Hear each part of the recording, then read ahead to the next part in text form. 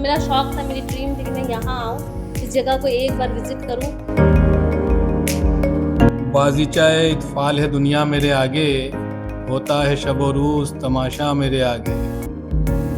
गालिब को दिल्ली से प्यार था तो उन्होंने एक बार कहा था कि कौन जाए गालिब दिल्ली की गलियां छोड़ के।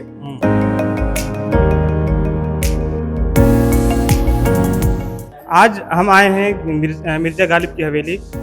यहाँ ये पुरानी दिल्ली में है, चांदनी चौक बल्ली महारान में। हम आपको भी दिखाएंगे, लेकिन उससे पहले हमें यहाँ पे जो सेक्रेटरी साहब हैं उनसे हम बात कर लेते हैं कि वो बताएंगे हमको। तो ये मिर्ज़ा गालिब की हवेली लोग बहुत नाम, जो लोग यहाँ नहीं आए हैं, जो बहुत सुनते हैं, तो आप कैसे उनको बताना चाहेंगे? मैं इस हवेली की थोड़ी सी हिस्ट्री बता देता हूँ कि इस हवेली में गालिब ने अपना आखिरी वक्त गुजारा। ज़िंदगी के आखिरी 9 साल गालिब ने यहीं गुजारे। 1860 से लेके 1869 तक गालिब यहीं रहे। लेकिन चूंकि गालिब की अपनी हवेली नहीं थी, हकीम जी की हवेली, तो उन्होंने रहने के लिए गालिब को दी। अच्छा। इसलिए गालिब के मरने के बाद हकीम जी ने इस हवेली को बेच दिया। क्या करा, यहाँ पे भी सब कारखाने खुल गए थे। अच्छा। ये तो 1988 में जब एक सीरियल आया मिर्ज़ा गालिब, उसके बाद फिर गुलजार साहब ने और कुछ लोगों ने मिलकर सरकार के साथ मिलकर इसको खाली कराया। और वो भी इस वजह से खाली कराया कि यहाँ जो गालिब का आखिरी वक्त था बहुत परेशानी वाला वक्त था, क्योंकि कर्जे में डूबे हुए थे, अंग्रेज़ों ने वजीफ़ा बंद कर दिया, फिर उम्र का आखिरी हिस्सा समझ लीजिए 60 साल से ऊपर के हो चुके थे, बीमार भी हैं, वो वक्त परेशानी वाला यहाँ गुजारा, इसीलिए इसको खाली करा के म्यूज़ियम बनाया। अब ये एन एग्जीबिशन का म्यूज़ियम है, लेकिन चूँकि मशहूर हवेली के नाम से भी पूरी हवेली नहीं है, सिर्फ हवेली का सिर्फ 25 या 30% हिस्सा है जो खाली करा के म्यूज़ियम के तौर पर बनाया गया। तो दिल्ली में और भी उनकी कोई ऐसी चीज़ें हैं या कोई जगह है जहाँ पे उनका कुछ मतलब नहीं, उनके निशानी या ऐसा कुछ है? नहीं, उनका ऐसा कुछ नहीं है, बस ऐवान गालिब है एक बना हुआ माता सुंदरी रोड पर, एक गालिब इंस्टीट्यूट है जो निज़ामुद्दीन में है, जहाँ गालिब का मज़ार है। अच्छा। वहाँ पे सेमिनार मुशायरे वगैरह होते रहते हैं। बाकी और कोई निशानी गालिब की बाकी नहीं है। हालांकि गालिब 27 दिसंबर 1797 आगरा में पैदा हुए, 11 साल की उम्र में दिल्ली आ गए और 13 साल की उम्र में दिल्ली में एक इस इलाके में आके जाके हवेली है, उसमें खाली शादी हो गई उनकी। लेकिन वो निशान अब बाकी नहीं है। दिल्ली में सारी उम्र दिल्ली में ही गुजरी गालिब की, लेकिन और निशान बाकी नहीं है। ये भी खाली करा के उसको म्यूजियम बनाया गया। अच्छा। तो यहाँ पे जो लोग आते हैं तो वो उन गालिब को किस तरह से याद करते हैं? आपको गालिब को बहुत बड़े अकीदे वाले यहाँ लोग आते हैं, और कभी कभी ऐसे लोग भी आते हैं जो चप्पल पहनकर नहीं अंदर आना चाहते हैं, कभी गालिब यहाँ रहे हैं। अच्छा, उनके सम्मान में और ऐसे लोग आते हैं 2-2 4-4 घंटे यहाँ बैठे रहते हैं, कहते हैं यहाँ बड़ा सुकून मिलता है। तो आपसे गालिब के बारे में आपसे लोग क्या पूछते हैं, अगर ऐसे कुछ होता है? नहीं, मैं किसी को ज़्यादा बताता नहीं हूँ। एक्चुअली मुझे शायरी का बहुत शौक है। अच्छा। मुझे बहुत बचपन से शायरी का शौक है, तो मैं बस लोगों को शायरी सुनाता रहता हूँ, क्योंकि शायरी का एक जो मज़ा है ना वो उर्दू में अलग ही है। आप इंग्लिश में पढ़िए, इंग्लिश में आपको कोई मज़ा नहीं आएगा। इसलिए जब मैं उर्दू में लोगों को शायरी सुनाता तो लोगों को अच्छा लगता है।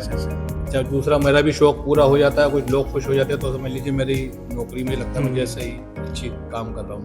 तो गालिब का कोई शेर आप सुनाना चाहें? बहुत शेर है गालिब का, एक शेर नहीं है। गालिब की शायरी में से चूज़ करना कि कौन सा बेहतर है बहुत मुश्किल है।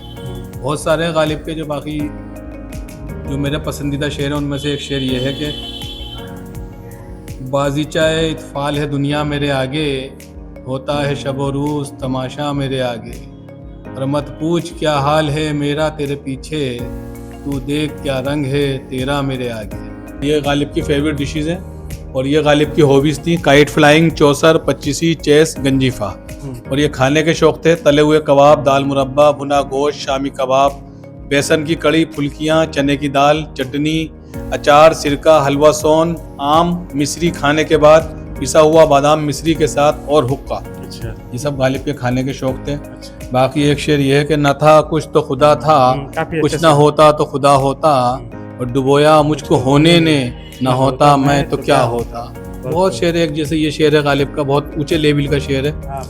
बस के दुश्वार है हर काम का आसान होना, आदमी को भी मयस्सर नहीं इंसान होना।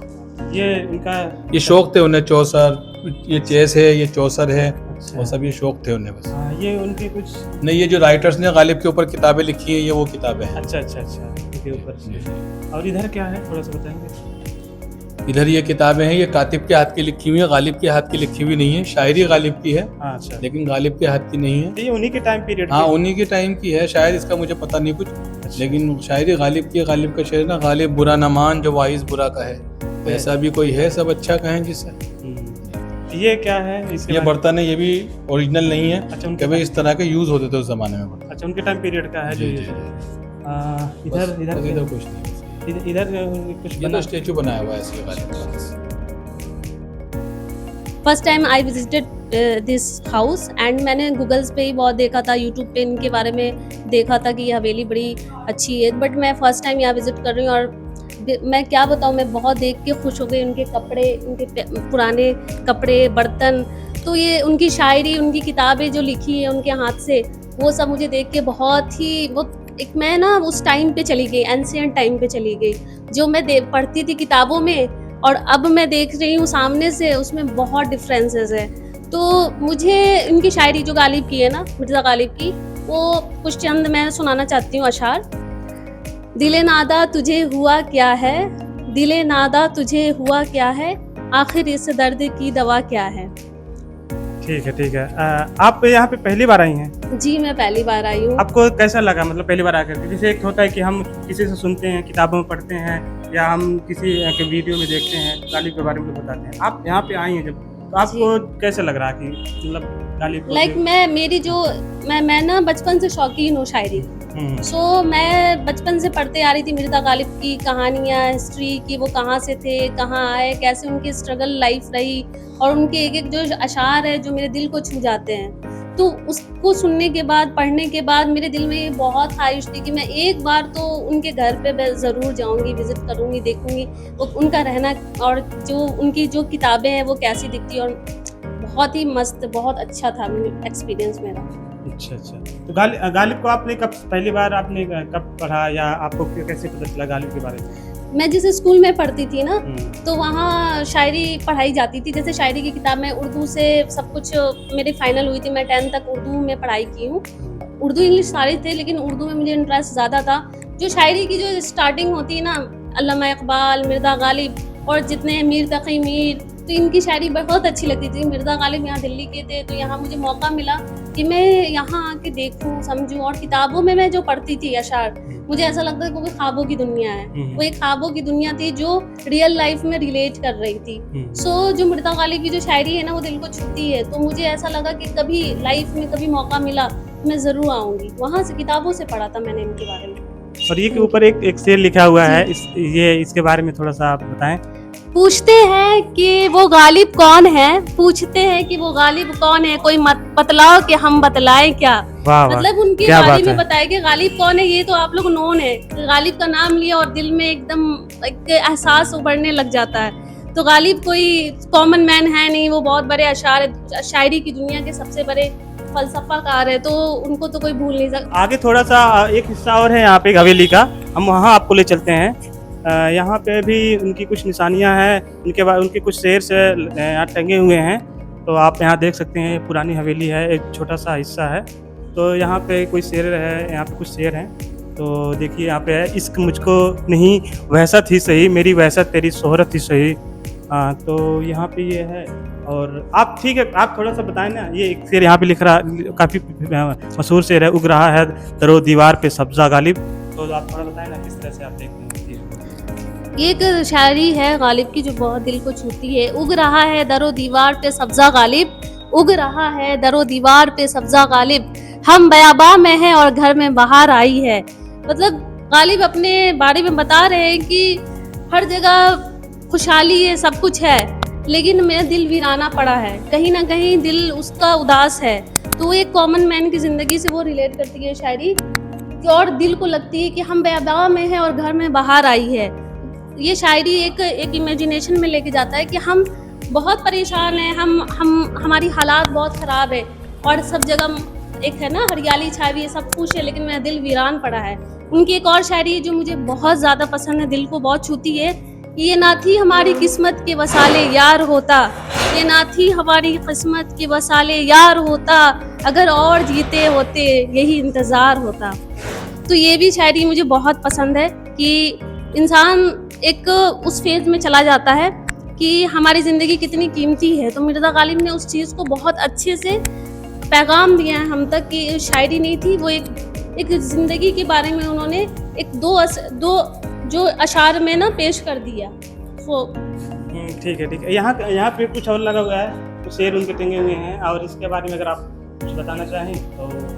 ये उनकी किताबें हैं जो उन्होंने बड़ी बड़ी शायरी लिखी थी, उनकी किताब है जो उनके बारे में है कि उन्होंने शायरी को कैसा रूप दिया, कैसा रंग दिया, तो उनके बारे में सारी किताबें हैं। ये वो चेस प्लेयर थे, वो उन्हें पसंद चेस थी। खेलते थे वो। हाँ, चेस खेलते थे, उन्हें पसंद थी ये चीज़ें। और ये शायरी है कि बस की दुश्वार है हर काम का आसान होना, बस की दुश्वार है हर काम का आसान होना, आदमी को भी मुयस्सर नहीं इंसान होना। तो आप समझ सकते हैं ये कितनी गहरी बात है, दिल को छू जाने वाली बात है कि वो इतनी बारीकी से शायरी करते थे ना कि आज की जो कॉमन लोग है, जो आज की जनरेशन है ना, इस चीज़ को पहुंचने में उनको टाइम लग जाएगा। एक एक वर्ड, एक एक लफ्ज़ के पीछे उनकी शायरी एक ज़िंदगी को ढाल लेती थी। एक शेर यहाँ पे लिखा है, न था कुछ तो।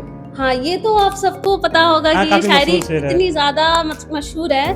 ना थी कुछ तो खुदा था, ना था कुछ था तो खुदा था, कुछ ना होता तो खुदा होता, डुबाया मुझको होने ने, ना होता मैं तो क्या होता।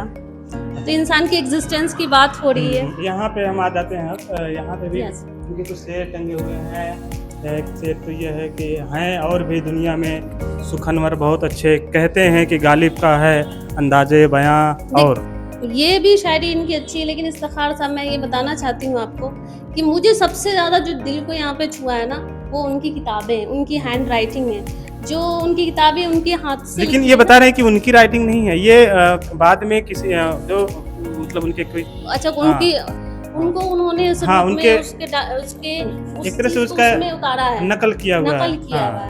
हाँ। तो उसमें भी मुझे इनकी शायरी जो लिखी हुई है ना बहुत खूबसूरत है। चलो उन्हीं कौन की सी लिखी हुई है, आप उसका अगर कुछ हिस्सा पढ़ ये पाए। उर्दू में लिखा है। हाँ, ये उसके नीचे शायद यहाँ पे भी कुछ मुझे उर्दू आती है ठीक है, वैसे। आप अगर बता सकें तो। इसमें लिखा हुआ है, गालिब बुरा ना मान जो वाज बुरा कहे, गालिब बुरा ना मान जो वाज बुरा कहे, ऐसा भी कोई है कि सब अच्छा कहे जिसे, ऐसा भी कोई है सब अच्छा कहें जिसे। सब अच्छा कहे जिसे। तो ये शायरी उनकी लिखी हुई है। धूल धपा इस सरापा नाज का शेव नहीं, धूल धपा इस सरापा नाज का शेव नहीं, हम ही कर बैठे थे गालिब पेश दस्ती एक दिन। तो ये भी बहुत अच्छी शायरी, इनकी उर्दू बहुत टफ है, वो समझ में आएगी नहीं। पीरियड के हाँ, एक और जो शायरी उनकी वहाँ लगी है, हाँ, जो बहुत काफी खूबसूरत है वहाँ। ठीक है, ये कहाँ की दोस्ती है कि बने हैं दोस्त नासे हैं, ये कहाँ की दोस्ती है कि बने हैं दोस्त नासे हैं, कोई चारा साज होता कोई गमसार होता। मतलब आज क्या की बात दुनिया है। में दोस्त तो बहुत है, जानने वाले सब है, लेकिन अपना कोई नहीं है, कोई दिल के पास नहीं है, कोई पूछने वाला नहीं है, बस नाम की दोस्ती है, बाकी कुछ नहीं है। यहाँ आज की जनरेशन की रियलिटी है। तो ये शायरी कहीं ना कहीं उस पर फिट बैठ। शबनम जी ने काफ़ी खूबसूरती से और काफ़ी डिटेल में गालिब के शेरों को तबसरा किया और कुछ बताया हमको। तो ये एक छोटी सी हवेली है, यहाँ पे हम लोग आए थे। आप भी आ सकते हैं छुट्टी किसी दिन छुट्टी को। आपको यहाँ से 11 बजे से लेकर शाम को 6 बजे तक खुला रहता है, तो आप यहाँ पे आ सकते हैं। अगर आपको गालिब की शायरी पसंद है, गालिब के बारे में आप कुछ जानना समझना चाहते हैं, तो आपको यहाँ पे देखने को मिलेगा। अगर शबनम जी, अगर आप कुछ और इसमें ऐड करना चाहें तो ठीक है, वरना हम अपनी बात यहीं पे ख़त्म करते हैं। मुझे किताब जो उनकी शायरी अशार जितने भी है वो तो दिल को छुए। बाकी मुझे पता चला यहाँ पे उनके जो पुराने कपड़े थे जो वो पहनते थे वो सब यहाँ पे लगा हुआ है डिस्प्ले में। एंड उनका जो बर्तन था जो वो यूज़ करते थे, चलो मैं आपको एक बार दिखाती हूँ। ये यूज़ करते थे, ये बर्तन है उनके, वो उनका ये हाँ, लेकिन उस पे लिखा हुआ है कि ये गालिब के यूज करते हैं, ये मतलब उस टाइम पीरियड के हैं। हाँ, उस टाइम पे यूज होते थे, उस टाइम पे यूज होते थे, बट हाँ, उनका ही है ये हाँ, भी एक्चुअल नहीं है, हाँ, ये बट इस टाइप का था। हाँ, ये अब देखिए क्या है, ये आप- किस चीज के बने हुए हैं, आपको क्या लग रहा है? ये तो मुझे नहीं इतना हाँ। आइडिया है, लेकिन ये जो भी चीजें लगी है ना वो खाने पीने के बर्तन ही हैं उनके। तो ये भी मुझे काफी अच्छा लगा। ये प्लेट है, गिलास है, कटोरा है पानी पीने का, एक डिश है जिसमें सालन उतारा एक तो अच्छा, वो- लोटा ये है, डिश है जिसमें सालन उतारा जाता है, ये गिलास है पानी पीने का, ये कटोरा है इसमें भी पानी पिया जाता है, और वो प्लेट है जिसमें सालन उतार के खाना खाया जाता है, वो लोटा वो है। भगोना है और वो लोटा है। आप यहाँ कितनी बार आ चुके होंगे गालिब की हवेली? मैं आज मेरा शायद ये चौथी बार है मैं जब आया हूँ, और मैं उसको जब से आ रहा हूँ यहाँ, जब से मैं मतलब ये रॉ कंडीशन में थी, जब से ये गालिब का जो भवन है जिस हालत में है वो पहले था ही नहीं। पहले तो बड़ा बेतरतीब तरीके से इसको मिसयूज़ हो रहा था, टूटी टाटी थी, खंडर पड़ा हुआ था, लोग बाग मिसयूज़ करते थे। कोई रात को जिसको सोने को नहीं मिलता था वो यहाँ आके लेट जाता था, सो जाता था, मतलब बदहाल में थी, बदहाली स्थिति में बदहाली में थी। फिर धीरे धीरे इसका सरकार ने संज्ञान लिया और उसको उसका मतलब पुनरुत्थान किया और तरह तरह की इसमें सुधार आए। और आज जब देख रहे हैं ये पहले से अभी सुधार है, बहुत सुधार, बहुत सुधार। पहले का और अतिक्रमण ये ज्यादा मतलब आम आदमी के लिए, जो भी कोई पर्यटक बाहर से आता है और या दिल्ली वाले भी खुद आएंगे देखेंगे तो कहेंगे कि भाई गालिब की एक यादगार चीज़ बनी हुई है कि भाई उसकी मतलब इसमें कोई ऐसी विशेषता तो नहीं है, सिर्फ चित्र लगे हुए हैं, उनके शायरी के कुछ अशार यहाँ उन चित्रों पे लिखे हुए हैं, लेकिन उनकी याद ताज़ा हो जाती है। उनका एक कि भाई दिल्ली से उनका सरोकार था, दिल्ली में वो रहते थे और बेतरतीब तरीके से वो उन्होंने अपना जीवन जिया। तो बस यही सब बातें। गालिब के कोई शेर आप सुनाना चाहें आपको याद? गालिब का वो गालिब को दिल्ली से प्यार था तो उन्होंने एक बार कहा था कि कौन जाए गालिब दिल्ली की गलियां छोड़ के। तो उनको मतलब बहुत उन्होंने कहा कि भाई गालिब वहाँ लखनऊ जाओ, इधर जाओ, आगरा जाओ, इलाहाबाद जाओ, वहाँ नहीं जाते। वो उन्होंने ये उसके मतलब एवज में ये शेर कह दिया था, कौन जाए गालिब दिल्ली की गलियां छोड़ के। हर बार जब भी आया तरह तरह मतलब डिफरेंट इसका रूप मिला। कई बार जब आया तब तो मुझे याद है जब इसका उद्घाटन हुआ था तब भी मैं आया था, और बीच में आते जाते कभी भी आता तो चक्कर लग जाता है, लेकिन आज विधिवत रूप से आया हूँ देखने के लिए। और ये सब जो उनका पुराना बनाया हुआ ये सब अच्छा लगा। हाँ। बाकी तो मुझे बहुत अच्छा लगा, एक अच्छी वाइब्स आई है यहाँ आके, एक लगा कि मैं एंशिएंट टाइम में पहुँच गई हूँ। मुझे काफ़ी मेरा शौक था, मेरी ड्रीम थी कि मैं यहाँ आऊँ, इस जगह को एक बार विजिट करूँ ताकि मैं उस जोन में पहुँच जाऊँ। और मुझे सच में काफ़ी वाकई बहुत बेहतरीन इन्होंने बनाया हुआ है। ठीक है, बहुत बहुत शुक्रिया आपको। आप शबनम जी आपने हमें वक्त दिया, आपका बहुत बहुत शुक्रिया। वैसे आप क्या करते हैं? मैं जॉब कर रही हूँ अभी। अच्छा। वर्किंग हूँ। और शायरी आपको लिखती भी हैं खुद?